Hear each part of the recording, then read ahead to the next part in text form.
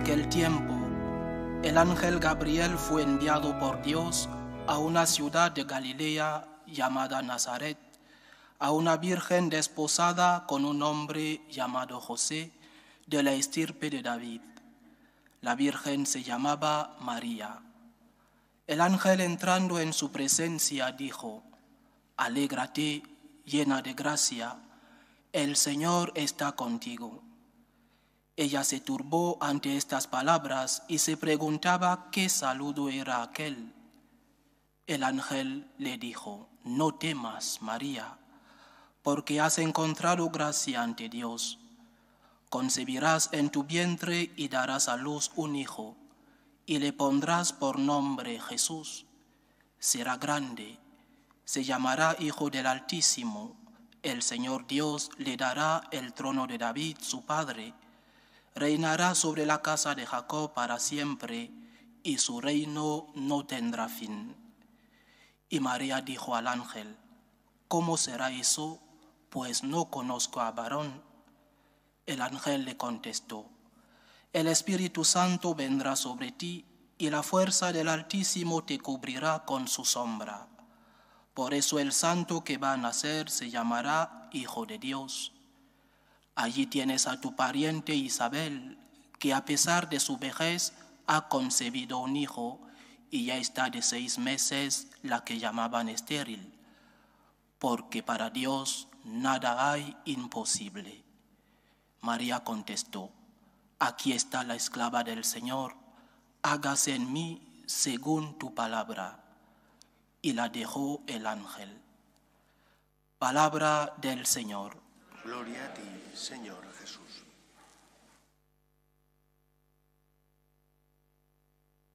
Decía Santa Teresa de Jesús, para definir la humildad, que consistía en andar en verdad. Muchas veces pensamos que la humildad es esa virtud que nos tiene que hacer no valorar lo que tenemos. ¿Cuántas veces hay personas que dicen: «No, es que no tengo dones, o no tengo talentos, o el Señor no me ha concedido esto, o no me ha concedido lo otro»? La humildad no consiste solo en reconocer las caídas que uno comete, los tropiezos que tiene en la vida. Esa es parte de la virtud de la humildad. Pero la virtud de la humildad, sobre todo, consiste, como decía Santa Teresa, en reconocer los dones que Dios te ha dado, en ver la mano del Señor en tu vida y, por lo tanto, en dar gracias porque el Señor en muchos momentos de tu existencia te sostiene y hace que con su amor y su gracia des el fruto que Él espera y que la sociedad necesita. Por eso, siguiendo los pasos y la forma de ser de Santa Teresa de Jesús, creo que es importante celebrar la Inmaculada Concepción con toda la solemnidad que nuestra Madre se requiere y que nuestro agradecimiento exige. Porque hay 2 extremos que tenemos que evitar. El primer extremo es el de tratar a María como si fuera una diosa. Y la Virgen María no es una diosa. Cuando el ángel Gabriel le hace explícito el plan de salvación de Dios, que pedía que ella fuera la madre del Redentor, María se define como la esclava del Señor. No es una diosa. Pero hay otro extremo. Y el otro extremo está en tratar a María como si María y su colaboración en la obra de la salvación no hubieran sido determinantes. Y sí lo fue. María es el instrumento elegido por Dios, por medio del cual nos llega el Salvador, la salvación, la vida. Ella nos da al Redentor. Y por esa razón, porque iba a ser la madre del Redentor, porque Dios Padre la había elegido y ella iba a decidir dar su sí a Dios, el Señor la preservó de la mancha del pecado original. Eso es lo primero que hoy celebramos. María es inmaculada, sin mancha. Ella no conoció la mordedura de ese pecado que es el pecado que todos padecemos por el hecho de ser engendrados, el pecado original. ¿Cómo la que iba a engendrar al Salvador podía conocer el pecado? era un contrasentido que Dios Padre no podía permitir. Y por eso María fue preservada, en previsión de los méritos de Cristo, fue preservada de esa inclinación al mal, de lo que llamamos pecado original. María es parte de la Iglesia y como miembro de la Iglesia es también instrumento de Dios, instrumento privilegiado. Tan es así que los padres del Concilio Vaticano II, cuando tuvieron el deber de hablar de la Virgen María, se preguntaron, ¿y dónde hablamos de ella? ¿Dedicamos un libro exclusivo para ella o la tratamos dentro de un contexto que es el contexto de la salvación, es decir, de la Iglesia? Y como no podía ser de otra manera, esta última corriente fue la que triunfó. Tratar de la Virgen María dentro de la parte dedicada al pueblo de Dios, porque ella forma parte, por una parte, de los redimidos y por otra parte, de aquellos que colaboran con Dios en esa misión y obra de la salvación. Por medio de la Virgen María nos vino el Salvador. Esto es lo esencial de la fiesta que hoy celebramos, donde veneramos a nuestra Madre la Virgen María, agradecemos a Dios Padre que nos diera a esta mujer por madre para que ella, como intercesora, nos protegiera y nos diera, porque es mediadora, todas las gracias. Ella es el instrumento y cauce por medio del cual nos llegó el Salvador. Y es de justicia reconocerlo, porque si no lo reconocemos, estamos haciendo una mentira, estamos diciendo una mentira, estamos ocultando la realidad. Y es que María recibió este privilegio porque iba a ser la madre del Salvador, la madre del Redentor. En segundo lugar, María no solo es madre, sino también es modelo y maestra. Modelo y maestra para todos aquellos que somos hijos suyos y que por lo tanto no solo tenemos en el corazón ese amor hacia ella. Nosotros no adoramos a la Virgen, la veneramos. Ese amor nace de que María nos fue dada al pie de la cruz por Cristo como madre. Pero también, como madre, es modelo y maestra. Y como maestra, todo hijo debe imitar las virtudes de sus padres. Y nosotros, como hijos, tenemos que imitar las virtudes de nuestra madre, la Virgen María. Después de la homilía, un grupo de personas, aquí en la parroquia María Virgen Madre, harán su consagración a los corazones de Jesús y de la Virgen. Su consagración dentro de una asociación que son los franciscanos de María y que nacemos con un único objetivo: hacer amar al amor, hacer amar a Cristo. Y eso lo hacemos imitando las virtudes, por una parte de San Francisco, pero sobre todo de nuestra Madre, la Virgen María. Primera virtud que todo hijo debe imitar de la Virgen, su disponibilidad a Dios. Ese sí de la Virgen, por medio del cual ella engendra al Salvador, tiene lugar porque ella sabe que Dios es el Señor, que Dios tiene derechos y que ella como criatura tiene deberes. Así se lo habían enseñado sus padres, San Joaquín y Santa Ana.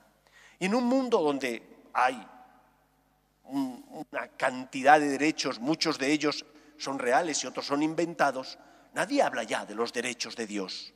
Hay una inflación de derechos y nosotros tenemos que reclamar que Dios como Señor tiene que ocupar no cualquier lugar en mi vida, sino el primero. Y que estando el Señor en ese primer lugar en mi corazón, todo lo demás quedará en equilibrio, todo lo demás ocupará el lugar que le corresponde, porque Dios no resta, sino que Dios suma. Y si como María tú amas a Dios por encima de todo, cuando surjan dificultades en tu matrimonio, aprenderás a perdonar, a ceder, a buscar el bien común, o como hijo aprenderás a ser agradecido, a aprovechar los dones y talentos que tanto Dios te ha concedido como tus padres también te han dado, aprenderás a valorar los dones que tienes, aprenderás no solo a quejarte, porque vivimos en un mundo donde la queja es cotidiana y común, pero difícilmente o rara vez se agradecen las cosas. Te quejas cuando no tienes trabajo, pero cuando tienes empleo no das gracias por él. Te quejas porque no tienes salud, pero cuando tuviste salud nunca viniste a dar las gracias a Dios, pero la tuviste. Aprender a dar gracias, como la Virgen María, que sabía que ella era la sierva y por lo tanto Dios tiene derechos, ella tenía deberes para con Dios. Queremos ser María, imitando a la Virgen, respetando los derechos de Dios. Queremos ser María, llevando a Jesús a donde no está. ¿Por qué? Porque no se tiene fe en Él. Queremos ser María, llevando a Cristo para llevar paz, esperanza y consuelo. Queremos ser María también para defender la verdad y la justicia ante tanto relativismo como hay en nuestro mundo y en nuestra sociedad. Los franciscanos de María nacemos para hacer amar a Cristo y lo hacemos imitando a la Virgen María en sus virtudes principales e imitando a San Francisco en ese deseo de Francisco de reparar la casa que amenazaba ruina. ¿Y qué ruina amenaza la casa de nuestro tiempo? Es decir, nuestra Iglesia. Es la secularización que está haciendo que la Iglesia, en algunos casos, deje de ser sal de la tierra y luz del mundo, que deje de defender la verdad natural y la verdad revelada. ¿Cuántos nacen ya en familias donde no se distingue el bien del mal, donde todo está permitido con tal de salirte con la tuya? Y nosotros en esta sociedad tenemos que ser instrumento de Dios por la defensa de la verdad, por la defensa de la justicia, por la defensa, en definitiva, de los derechos de Dios. Por eso la consagración que este grupo de personas aquí en la parroquia van a hacer, otros muchos las harán en otros países, sobre todo de Hispanoamérica, es una consagración a los Sagrados Corazones de Jesús y de la Virgen María para colaborar con Cristo en la obra de la redención, para imitar esta faceta, esta virtud de la Virgen María, la de decirle a Dios, me fío de ti, sí quiero, aquí estoy para colaborar contigo, puedes servirte de mis manos para consolar al que sufre, para llevar esperanza al que no tiene fe y al que, debido a las cruces de la vida, desespera. Queridos amigos, nuestra sociedad necesita esperanza y la esperanza es Cristo, que es el Salvador del mundo. Y la esperanza es el amor de Dios que viene a nuestro auxilio para consolarnos. Pero ¿en quién encontrarán consuelo de los hombres si nadie les habla ya de Dios? Si nadie les habla del Dios encarnado que asume nuestra condición humana sin dejar de ser Dios para compartir con nosotros su vida divina y su amor. Pidamos al Señor que la Iglesia sea fiel a la misión que Cristo le encomendó. Id por todo el mundo y predicad el Evangelio. ¿El Evangelio qué es? Una palabra griega que significa buena noticia. La buena noticia de que no estás solo ante tus faltas y caídas. La buena noticia de que Dios acude en tu auxilio. La buena noticia de que el pecado no tiene la última palabra en tu vida. Dirá San Pablo que donde abundó el pecado, sobreabundó la misericordia divina. Por eso, ser María y ser Francisco implica ser instrumento de Dios en el mundo. Y nosotros hemos recibido esa llamada inmerecida, porque ninguno de nosotros se la merece, la de ser María y ser Francisco, la de colaborar con Dios en la obra de la redención, pero la recibimos con agradecimiento, con la humildad de saber que no somos dignos, pero con la confianza en la gracia de Dios, que sabemos que Él sí es capaz de transformar nuestra vida y de servirse de nosotros para ser instrumento suyo en medio del mundo.